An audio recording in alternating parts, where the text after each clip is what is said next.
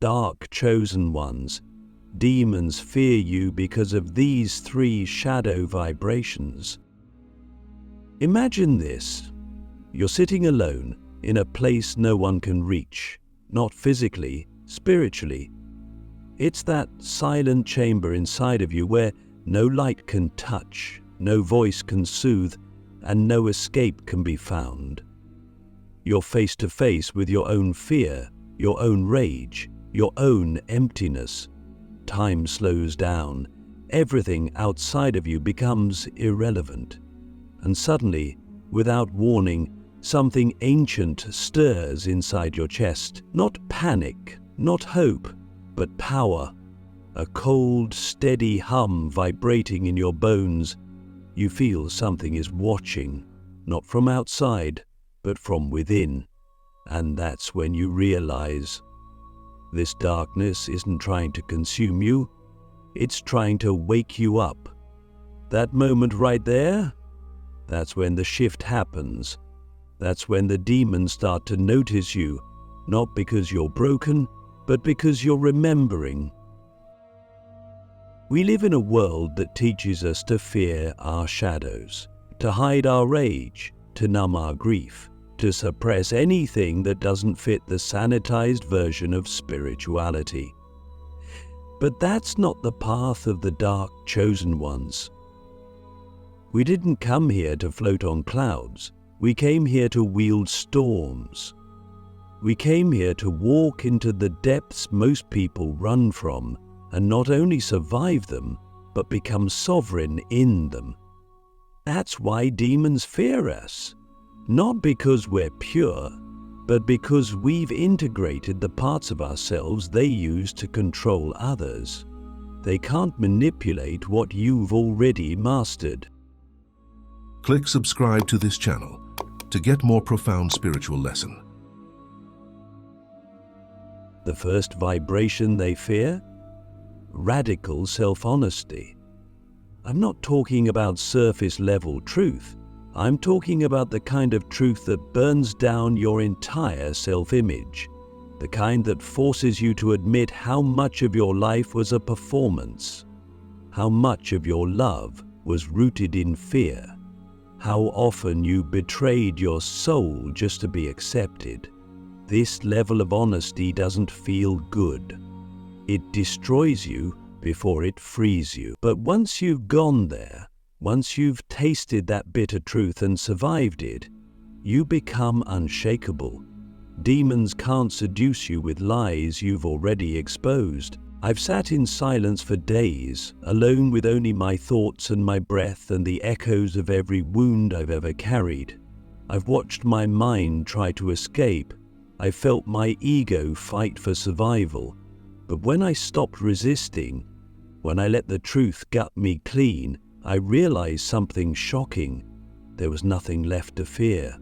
Because the deepest fear was never the demon, it was myself, my own capacity for destruction, my own suppressed hunger, my own inner chaos. And when I stopped running, I became the kind of person demons cross the street to avoid.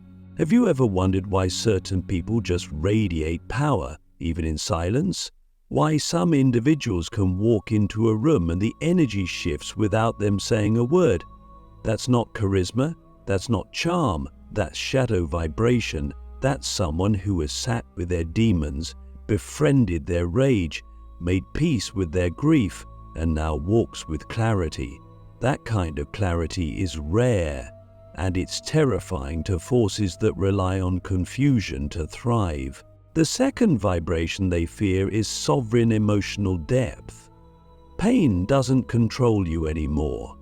You feel it, but you don't flinch. You move through rage without hurting anyone. You sit with grief without drowning in it. Your emotions become portals, not prisons. That scares the hell out of entities that feed off reactivity, because you've become unpredictable. They can't bait you. They can't trigger you. You're not a puppet. They can't pull your strings because you've cut them. This level of power isn't loud. It's still. It's the kind of stillness that makes people uncomfortable because it reflects everything they've been avoiding. You become a mirror, a walking reckoning. And that's why demons fear you, not because you fight them, but because your presence exposes them. You don't need to cast them out, you nullify them by existing. You've become a living reminder that they have no real authority. Only borrowed fear. The third vibration, creative destruction. You no longer cling to what must die. You don't beg people to stay. You don't mourn what's being burned. You set the fire. You understand that death is not the opposite of life. It's the gate to your next form. Demons feed on attachment. They thrive in stagnation.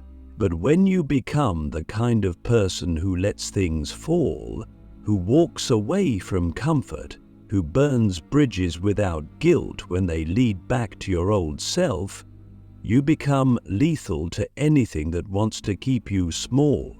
Let me ask you something real. What are you still holding onto that's already dead? What part of your identity are you keeping alive just to feel safe? And what would happen if you let it all fall? Willingly. That's where your shadow power lives. Not in control, but in surrender. Not in light, but in liberation.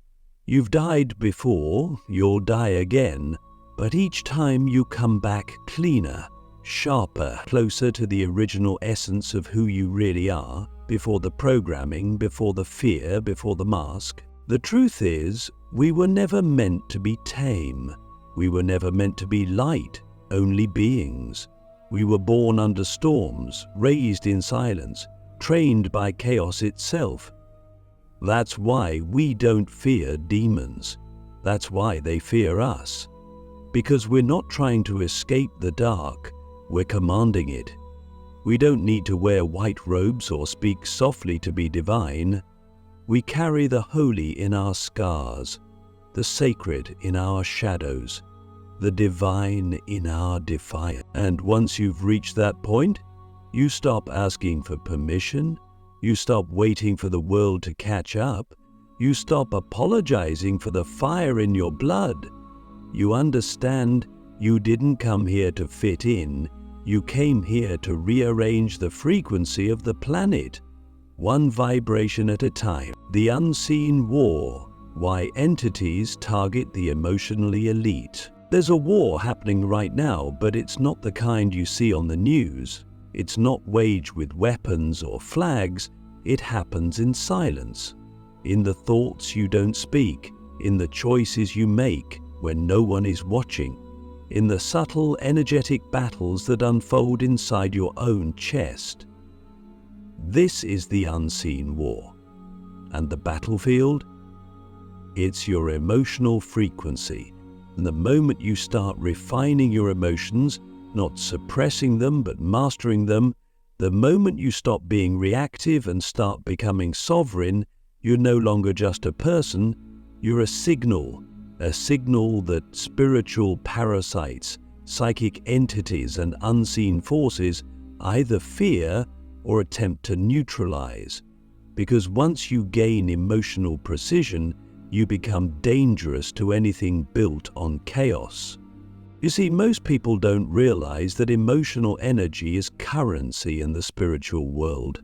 Every time you react unconsciously, you feed something. Every time you spiral in guilt, shame, victimhood, or self-hate, you're not just suffering, you're being harvested. Something feeds on that. And the moment you start to wake up to this, the game changes. Because now you're not just trying to heal, you're trying to take your power back. That's when the entities come.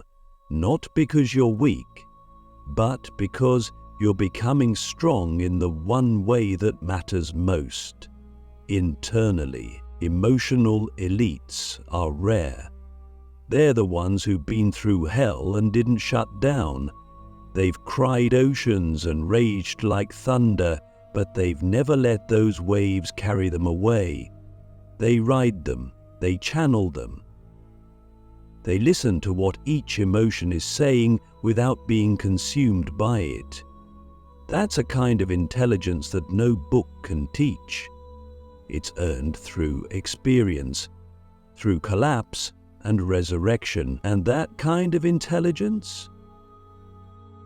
It terrifies entities that rely on instability to survive. Let me tell you something I've learned through direct spiritual warfare.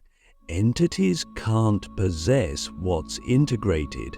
They can only latch onto the parts of you that are fragmented. That's why they love repressed trauma, unspoken truths, and unresolved grief. They hide in those pockets of avoidance. But when you begin to turn inward and feel your feelings fully, without judgment, you start to flush them out. Your emotional body becomes a clean, sovereign temple. And a clean temple is not easy to enter.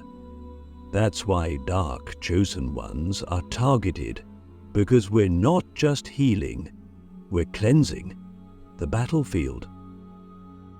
And the more emotionally elite you become, the more precise your energy is. You begin to see the games others don't. You feel when someone's words disagree with their frequency. You sense when manipulation is dressed as kindness. You detect energetic parasites in conversations, in relationships, even in the media you consume. It's not paranoia, it's perception. You're no longer asleep to the invisible, you're awake in it. And that awakening makes you a threat because you're no longer a pawn, you've become a player. But here's the twist. Your emotional strength doesn't make you hard. It makes you soft in the right places and sharp in the right ones. You don't close your heart, you fortify it. You don't suppress your rage, you honor it without letting it control you. You don't deny your pain, you alchemize it into wisdom. And that ability, that's emotional royalty. That's why entities try to attack you through people, through relationships, through seemingly random emotional triggers, because they know they can't get to you directly, so they try to destabilize your environment. So let me ask you something most people never consider. What if your emotional pain isn't just yours? What if it's targeted interference? What if the emotional chaos you're experiencing is a signal that you've leveled up and something is trying to pull you back down? Would you still see your triggers as flaws, or would you see them as invitations to refine your vibration even deeper? Emotional mastery is not about numbness. It's about intimacy with your own inner world. It's about knowing exactly where your energy leaks, not so you can judge yourself, but so you can seal those openings and stand tall in your sovereignty. You become like a tuning fork. You vibrate at such a high level of emotional truth that anything false gets exposed just by being near you. That's the kind of frequency demons can't stand. That's the kind of power that makes you a spiritual weapon. And yes, it can be lonely. People who haven't done the work will misunderstand you. They'll call you intense, too much, too sensitive, too deep. But that's just projection. What they're really saying is, you feel things I can't feel yet. You see things I'm still blind to. And that's okay. You're not here to be understood by everyone. You're here to lead frequency, to walk ahead, to become the emotional North Star for those ready to rise. So when the emotional storms come, and they will, don't collapse. Listen. Ask, what is this emotion asking me to remember? What part of me is still unclaimed? Because every emotion, when fully felt and integrated, becomes a weapon of light. Rage becomes boundaries. Grief becomes compassion. Fear becomes intuition, and you become untouchable, not because you don't feel, but because you feel with power. This is the unseen war. This is the real spiritual game, and once you master this level, they can't touch you, not really, because your emotions are no longer liabilities. They've become your divine armor. Frequency assassins, how shadow beings try to silence spiritual leaders before they rise. There's a reason your life has felt heavier than most. A reason the weight you carry doesn't match the life you've lived on the surface. It's not random. It's not misfortune. It's not karma in the way people like to throw the word around casually. It's targeting.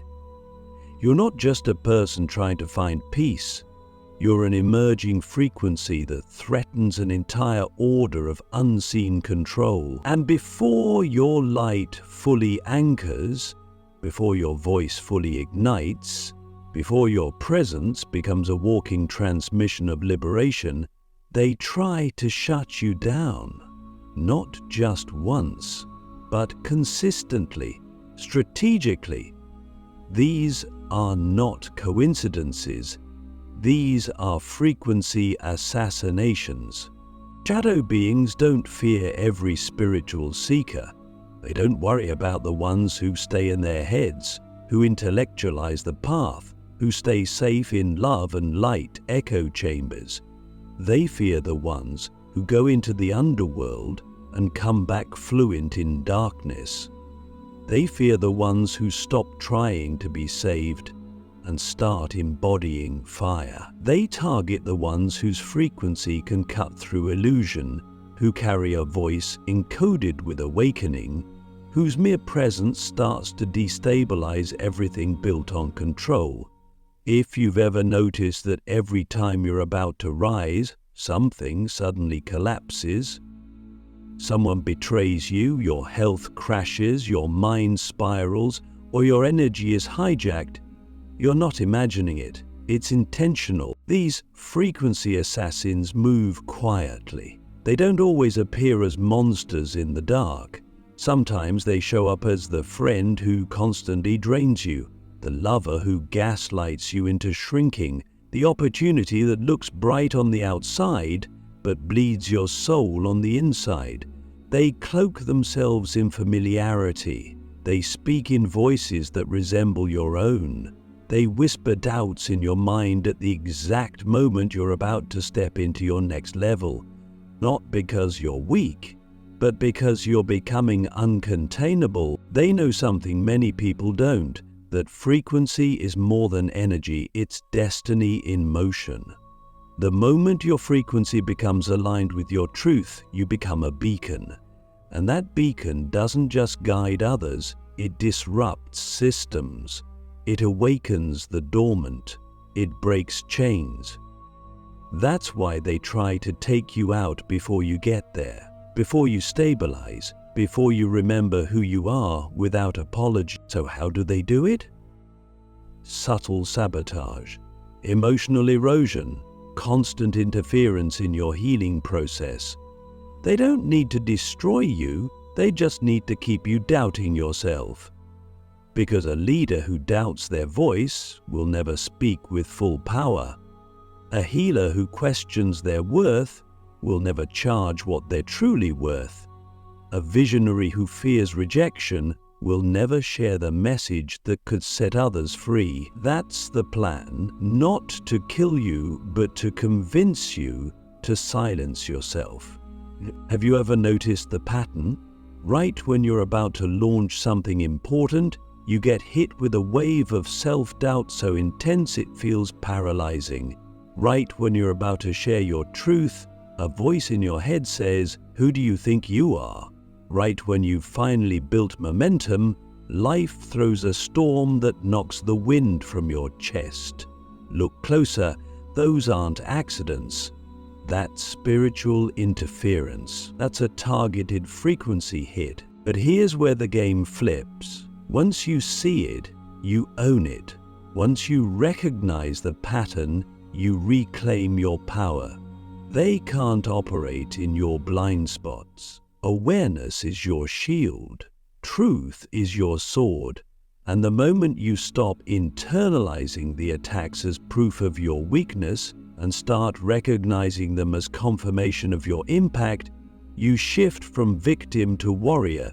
You stop asking, "Why is this happening to me?" and start declaring, "Of course it's happening, because my rise is inevitable." And when you stop reacting emotionally to every disruption, when you stay rooted in your vision no matter what force tries to shake it, you become unkillable. Not physically invincible, but spiritually indestructible. Your frequency becomes clean, piercing, non-negotiable. You walk with a clarity that doesn't need validation. You speak with a tone that carries lifetimes of remembrance.